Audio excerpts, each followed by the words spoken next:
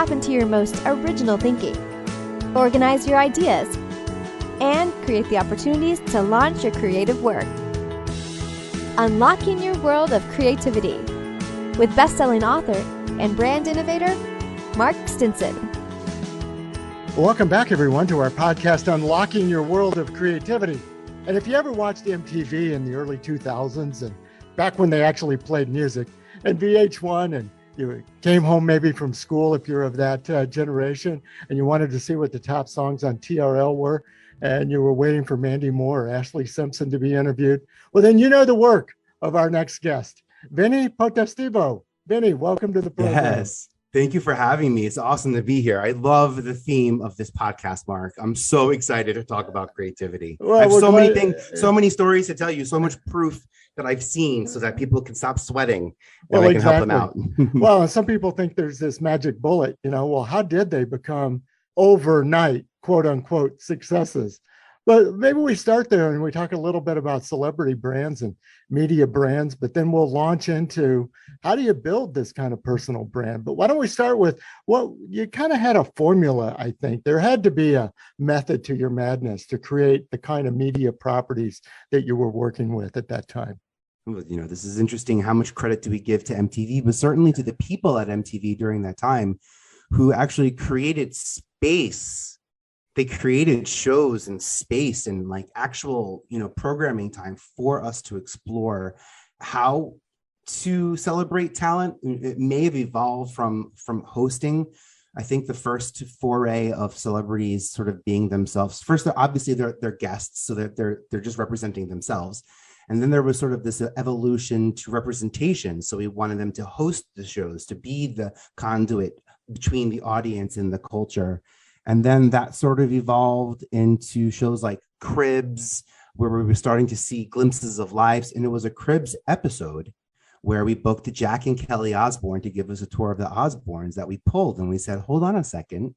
Sharon says that we can put, the original conceit for the show was Ozzy Osbourne wants a cooking show. It was originally a cooking show for MTV. That was the genius idea. And what we realized when we put cameras in the heart of the home, which is the kitchen, something I can certainly relate to, where a lot of action happens. And if you watch The Housewives or any of these ensemble shows, you'll realize how important the kitchen is. And I bring it all back to Cribs because it's all about what was in that refrigerator door, right? Like we wanted that much access. So you ask, what are the bits and pieces that sort of makes a successful talent brand or give longevity to conversations like the Housewives of New Jersey or even The Hills, like shows that I've cast that While and Out, shows that I've cast that on MTV. There's still a show called The Challenge, which I was lucky enough to get to cast TJ Lavin in as the host. There's longevity in there. And I think you can certainly build that from the scratch. Well, and it sounds like, beyond the celebrity of an Ashton Kutcher, Hillary Duff or the Mandy Moores we were talking about, Nick Cannon, but people wanted to, it sounds like, see behind the person. What is in their kitchen? What is in their refrigerator? I mean, I guess to see the humanity of the celebrity. Is that what you're finding? I think to see themselves in it, it's less about seeing, it's less about, I think at that stage in the early 2000s, storytelling is it's more about story discovery, I think. And I think that the next 15 years in television, we discovered these new types of people, these new families, these new social pods, these new family units, and we organized them in fun ways on television, like blank people of this and housewives of that. And so I think there was because of the digital age of what was happening from 2007 on, when social media and Facebook and YouTube not even became relevant, but became, amplifiers to what was happening in television. That's when the people started realizing that we can, find ourselves on these platforms by creating ourselves. But what we did at MTV, and I got to MTV in the late 90s, which, I give a lot of credit to Yo MTV Raps in 1995, that really changed how artists had an impact on the programming at MTV. So I came into MTV. Ananda Lewis is the VJ who literally picked me up off the street She asked me to, I was going to ask Whitney, here, this is my big break, by the way. This is how it happened. I got picked up in Times Square. The VJ asks me I get to ask Whitney Houston a question. She had recorded with Mariah Carey at the Prince of Egypt soundtrack. And I was to ask her, I was to ask her what it was like recording with Mariah Carey. And I practiced my question, and they produced me up, and they get you all hyped up for the moment. And I see the producer go over to Whitney and tell him about the question that's coming her way. And I see Whitney goes, I'm not answering that question. And there goes my entire TV, my entire on-air TV. There was my whole opportunity gone. But I turned to the casting director and I said, oh, we were so close. I said, but I'm from Wagner College. I'm close. If you ever need men, women, dancers, singer, like I know only talented people who would love this opportunity. And he said, we're actually casting Whitney Houston's It's Not Right, But It's Okay music video. And then from that moment on, it was golden opportunity. But I think we created those opportunities for people to share their story the same way that what's happening right now in social audio is like exciting, because I think we can all agree that social audio is pretty new. We're familiar with radio formats, but we know how different social audio is now that we don't have to be caller 100. That's right. To make it, on the air, and we have the ability to go instant in a heartbeat. You brought up coming home from school to watch TRL. That was because that was the first time that the pop culture news would sync to the airing of TRL between 3:30 and 4:30, because it knew that's when youth culture was looking for updates. So people would make announcements based on the airtime of our show. That changed when YouTube came into play and AOL music came into play, and people could start, on-demand programming.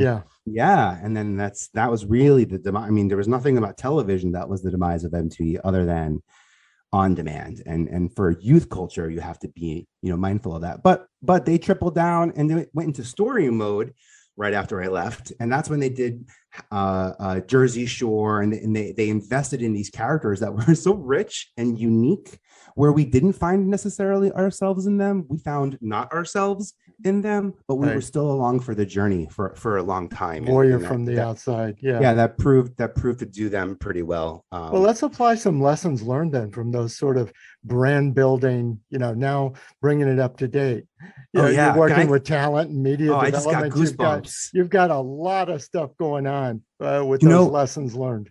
The first lesson that I would want to teach people is I just blasted myself. I'm so sorry if I bored you. I'm really not gassing. I'm really not as impressed with myself as I am with the pop culture that I got to be a part of. I talked about what I was doing this way back then. And I'm a dude from Staten Island. Like, I should not have been the chosen person picking people, but I was. And I picked people, not celebrities. And I didn't focus on brands that had giant impact. I focused on celebrities that had heart.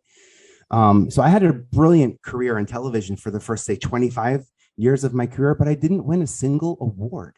And this is the first lesson I want to teach people. There's no one walking around handing out Emmys and Oscars and Grammys, and those are all things you apply for. And some of them require you to be in the academy. So perhaps you've heard of the academy. So some of them require you to have a membership of the academy. And then you have to pay an additional fee for the submission of your project in each category. And you have to pay for every single producer that's attached to that submission. For the Emmys, or like for some of the digital awards, you pay a one-time fee. And then if you win, you pay an additional fee for the statue. But if you win an Emmy, you don't pay an additional fee for the Emmy. The Emmy is actually not yours. So an unknown fact. It's property of the Academy. On the bottom of that Emmy, it says, like, when I die, I got to return it. We can come back. It actually says that. It says that on the bottom of my little Emmy. It's like, when you're no longer here, you got to bring this back to us. We put it in the museum. It's ours. I think that's kind of cool. But I wanted to point that out. But you're saying that your own good work, quote unquote, is not enough. Like, if I do quality work, if I come up with a really great idea, if I launch my hit record, they will just come. And we're purists, right? Like, we think, I'm not asking for awards. Maybe if someone thinks I deserve one, maybe I'll get it. But like, I just really wanted to create something that I'm proud of. I shouldn't gloat. Maybe there's shame in asking, or maybe I'm afraid to lose. And I want to tell you the advantages to winning awards are tremendous. First off, you are on an award-winning list.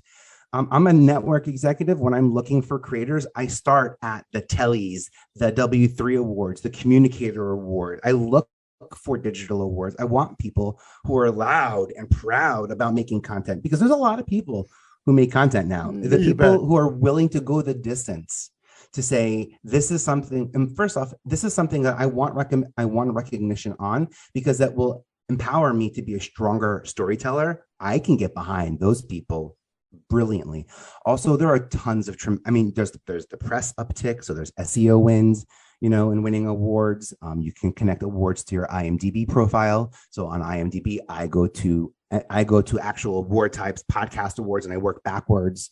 So if you're interested in finding out maybe what awards you're qualified for, but you don't even know, if you're a podcaster, if you're a marketer, if you use technology in a unique way that stacks success, if you run a newsletter, if you're there's digital advertising, a POS, there's so many ways to qualify for awards. And I just wanted to make that and you're describing this sort of solar system of awards, but I mean, also a domino effect.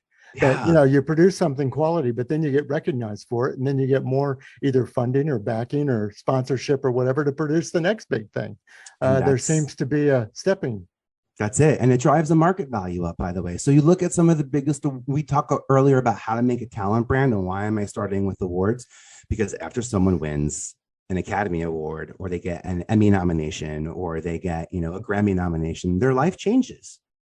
They're part of a group of esteemed people, and they're in a community. And some of these awards are community driven. So there are bigger panels and smaller panels. And again, I can kind of walk you through that. But I just wanted to start there with awards. It took me 25 years to win my first award, my first Emmy. And to be honest, I won it from this seat right here in my guest bedroom in my house in Brooklyn, after spending hours producing Housewives, sitting in the kitchen of Housewives, telling them what to do, and like Osbournes and Punked and all the silly things that I've gotten to be a part of. Because I worked with a team that asked for recognition, because the project we went for deserves it, and also we can better that project more so with the Emmy nomination than without it, because it's about red flags that follow after successfully going through rehab, and what are some of the mental health checkpoints that people have experienced after rehab. Like, we felt like there was a big conversation sort of in this Shark Tankian world of programming, a big conversation about intervention and the beginning part, but not a whole lot of conversation about, what happens after you get off that initial hump. So we try to fill that conversation. But you're also bringing up something that I think the creativity listeners here would be, you were talking about content creation, but and then maybe applying for awards and building your brand around that. But I didn't want to pass over the fact that you said, right here from this chair in my bedroom, I think this myth that you need, well, I got to get a big studio, and I got to get a big entourage around me, and I got to get all the producers and all the big name talent, and that's going to cost a fortune. So therefore I do nothing. It's sort of a freezing, that you say, I can't get started because I can't see the end. Yeah, it's so true. Well, how do you get over that hump? It's about collaboration right now. So the only way for me to have been able to have done it is to have found people who I could collaborate with, who could extend what I'm able to do outside of this room and allow me to be in this room. I choose to work from home and work towards finding a time balance, so that as I'm preparing to have my family, we can figure out how it's really going to work and what days do we need support. So I like having some structure to my life and to my schedule, but I choose to work from home so that I can be present instantly, and on demand when I want to be, in a very comfortable space for me. I find it it's a very emotional process, I think, like most creatives feel. Very helpful. So to be able to tap into that, I just think is so important. Awards are so important. It's the first thing on my list. Second is credits. Again, I'm bringing up things that there's so much shame as a creative involved in asking for credits. You have to ask for executive producer credit. No, usually, generally speaking, if you're in TV, you had to beg somebody, and someone had to believe in you to extend the olive branch up until recently, where television has been disrupted by the digital era, and there's no longer, single development boards at 17 networks deciding what's going to be on cable anymore. Like, that's been disrupted. So, it's changed. But credits are so important. And on IMDb, and IMDb right now, one of the biggest ways to stand out on IMDb right now, which is the creator, the hub of all things creator. They have this thing called a star meter. It's actually brutal, man. It literally is like Amazon owns IMDb, and they're clocking all the information, and they say, this is how many searches are looking for Mandy Moore and Jamie Sigler and, this movie and that. And you literally see people's ranking go up and down. But agencies use that information. It's relative in negotiating tactics. It's relevant when you say she's in the top 1%. She's the most searched actress in the entire world. There's hard data now that drives these points. So I think credits are something that people overlook right now. If you have a podcast, you can't play your podcast on IMDb, but you can upload your podcast and get credit for your podcast. And I should say, take credit for your podcast, create credit, right, for your podcast, which it does a couple of things. One, maybe it sort of formalizes your production company. Second, it allows you to tag guests, which is a great way for discoverability. I mean, if you're interviewing people that are on morning shows or TV and making appearances and they're relative, your podcast now appears on their connects to that page.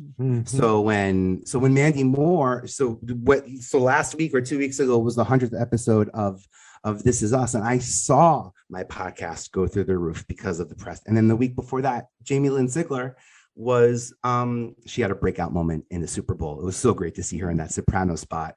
But I just uploaded my own podcast a month ago, and I jumped 1.2 million people in the creator economy in my star meter. 1.2 million, which is big. It's impactful. Yeah. But it's fascinating. It's very logistical. This is way under the hood.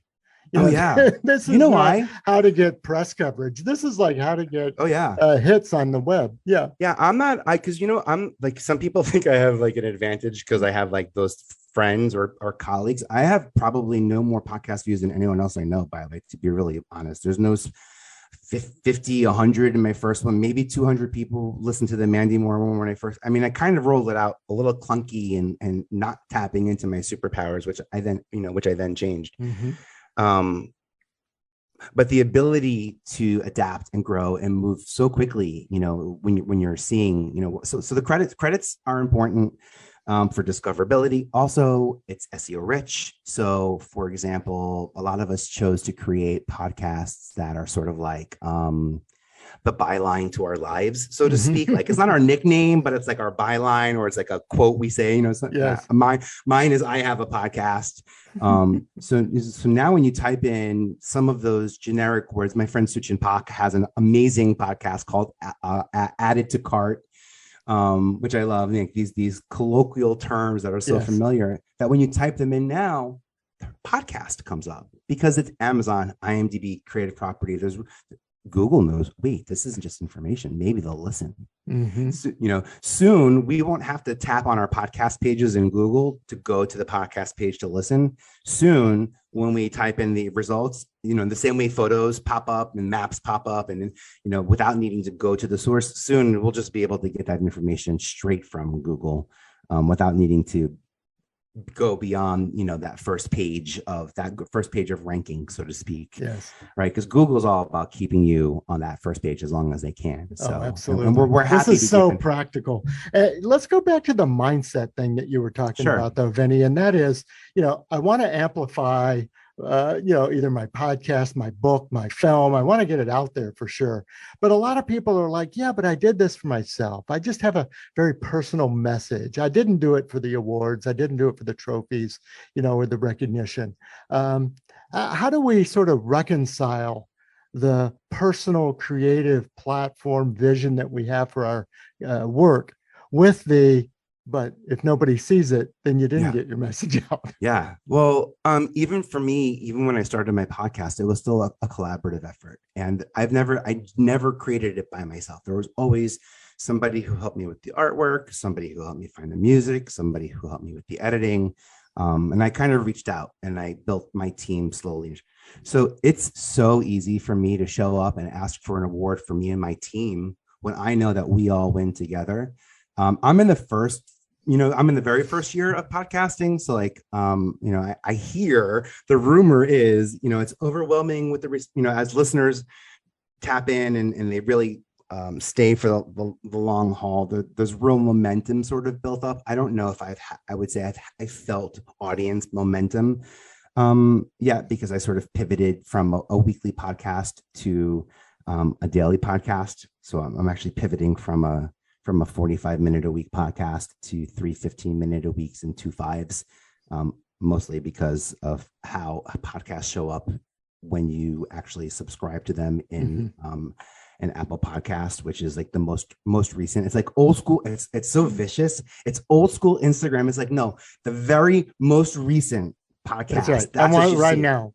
The so you know what I do? I'm happy to give some strategy tips in here. You know what I do is I look around all the podcasts that I would love to have an audience from. Lewis Howes, a great example. I love how Lewis approaches creativity and it shapes his conversations with world leaders, and he doesn't let it get tawdry or about celebrity. He can really, really stay on point in a beautiful way.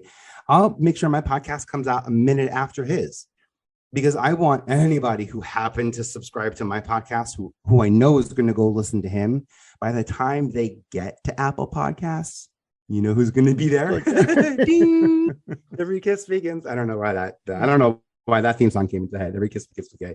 But there's like golden moment where and it's ruthless, by the way. It's not to say vicious. I'm not pillaging his audience. There are more aggressive ways that that you could do that. All I'm trying to do is be relevant to the timing that I know his audience has been trained to listen to podcasts. And I think that's powerful because he's such a leader. I know that he's really trained his audience versus going to, a recently launched celebrity podcast and just trying to grab their audience because it seems like a good strategy.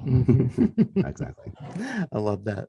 Well, before we close, Vinnie, I got a couple more questions for you, but I want to make sure that people know where to find you and connect with you and learn more about what you're doing these days. Oh, you're awesome. Yeah, vpe.tv. That's where you can find me, vpe.tv. I'm on social media everywhere, so please reach out and say hi. I love hearing about people's creative journeys. I love helping creatives find success in business. I love helping business leaders find success creatively. And I do it with educating you with some skills, some tools, the advantages, maybe a couple of connections. I'm just having a blast at helping brands launch in Sephora and QVC, and as well as Home Depot, and also on traditional media platforms as well. So I just appreciate anyone who reaches out and is down for that ride. Yeah, well, we should definitely connect. Well, Vinnie, I want to close with that idea, and you just mentioned it on connections. So I want to make sure we land on collaboration. We brought it up several times. And that is, there's this image of the creative practitioner, in the basement, creating alone in their studio, trying to make something, writing the book in the log cabin, all by themselves. But nothing gets created, distributed, produced, launched, without a team. Talk to our sort of solo practitioners about getting that team around them. Yeah, that's great that you focus on the team aspect as opposed to the goals of what that team is initially, sort of focused on. I think that you hit the nail on the head when you're sort of asking, like, what kind of inventory can we take at the beginning of the process to see who do I need to add to my team to best complement my skill set. Some of that's going to be, who can I throw the most on? Who is the most diverse skill set? So it's the least amount of phone calls for me, maybe. If you're oh man, I'm such a creative. I love editing and developing, and I could just sit in development and I can play with colors and toning and color correct, all the things that have no qualifications in, by the way. It's completely self-taught creative. But I would tell you, I couldn't even get into art school. I couldn't draw the turtle on the TV that allowed me in the 80s, 70s. That's right. I didn't even pass that. You know what I mean? But I'm a data engineer by trade. I got my job at MTV because I knew how to take footage from beta to VHS and vice versa, and digitize. And so I'm bringing that up because, here I am getting a lot of credit for some of the casting that happened. And I became a casting director and an executive producer because of those skill sets. But really what MTV needed was someone who understood how to manage creative files. To be really honest, that's really what I did, managing creative schedules and files and people, and how to attach executive notes to the development of talent that we could be working with. I had to come up with that system. So that was inventory. MTV look around and said, who's doing anything like this? And there I was. So it starts with inventory. Also, I'm notorious for hiring people that I just want to work with. And I figure it out, to be really honest, because that's the way I enjoy working. I enjoy working with people who love showing up and challenging themselves, and I can figure a project out, no problem. And I also sometimes figure out when I get paid. Sometimes I get paid upfront because I want to get paid, for delivering something, which is the old, sort of, to be honest, the older version of me. And what I do now, where I create so much content. You said something earlier about the solo people, because I am one of us. We are people who have way more footage on our iPhones and the world will ever see. Good, because that dude that sold the Kanye West footage, he made $30 million. So if you're recording something and we're this close to genius is the true matter of it. We really are we're this close to each other, now. So a great example is I have a podcast. I have a lot of footage. I joined something called Maverick. So here's my last tip. And then I'm done. VPE.tv/MAVRCK. And Maverick is a creator index, an influencer marketing place where brands like Meta will engage them and hire them to find creators like me who aren't using tools like Reels on Facebook pages. And they paid me to create Reels 3 times a week. And all I did was turn around to my content that I'd already created from my podcast that I was now able to not repurpose, but engineer for this new opportunity. So I'm taking old footage. I didn't have to do anything new. I already shot it. It has already happened. And now I'm able to sort of bring it to life. And I like that idea. And I like that story. And I want to leave on that because I believe in creating what you want to create. And when the timing is right, the audience is there, the understanding is there, the education is there, the impact can happen. It will. I've been too early too many times in television and very frustrated in the TV market because of the turnaround time that it takes things to happen. And culture moves too quick. And we can do that. Right here. And if you are drowning as a creative with podcasts, I just found this amazing podcastsop.com. I don't even know I'm obsessed with this brand new company, podcastsop.com. They have it's $6 a month, but they tell you they have podcasters like us who have our own processes. And then it allows you to follow their processes with your own team in a way that's if you're struggling between Slack and Monday and Trello and all of that. This is just laser focused on how to get an episode out, how to maximize, amplify, and get it out there. So I'll leave. I said I was going to leave you on that. Yeah, great tips. Well, listeners, this has been both very practical. If you don't hit the rewind button several times and re-listen to this with your notebook, with your phone notes, however you take notes, there's been a tip a minute. Okay. Yeah. And so my do list is long for today. Take credit for your work, enter some awards, find some collaborators, but also Vinnie's really encouraged us to tap into that inner mindset, that inner creativity, take faith in our work. And I can't thank you enough. Vinnie Potestivo has been our guest. Listeners, come back again next time. We're going to continue our around the world journeys as we talk to creative practitioners about what inspires them for new ideas, how they organize those ideas, and most of all, how we gain the confidence and the connections to launch our work out into the world. I'm Mark Stinson, and we're unlocking your world of creativity. We'll see you next time. Unlocking Your World of Creativity with best-selling author and brand innovator, Mark Stinson. This program was produced by BSB Media, creators of IntelliKey Leadership Stories, Unlocking Your World of Creativity, and thepeaceroom.love.